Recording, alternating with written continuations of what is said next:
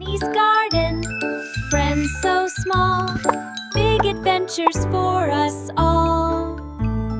Hi there, explorers! I'm Annie. People think because I'm an ant, I'm small. But I have a secret weapon. Secret weapon for my super strength. Millets. Millets? You mean those tiny birdseed things? Why not a big slice of cake? Oh. They are ancient grains that have been making heroes strong for thousands of years. But millets are superfoods. Try this. It's packed with iron, calcium, and fiber. Wow, it's amazing! I told you. More, please. Not all millets look the same. Check out the squad.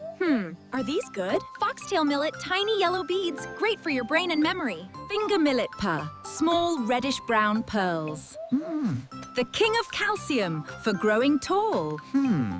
Pearl millet, grayish-blue grains that keep you full and warm in winter.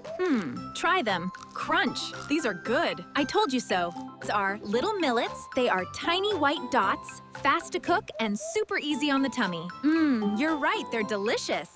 That's it for this episode. Like, share, and subscribe to watch tasty recipes of millets in next episode. Let's prepare crunchy bajra bite. To prepare this upma, take 1 cup barnyard millet, 2 cup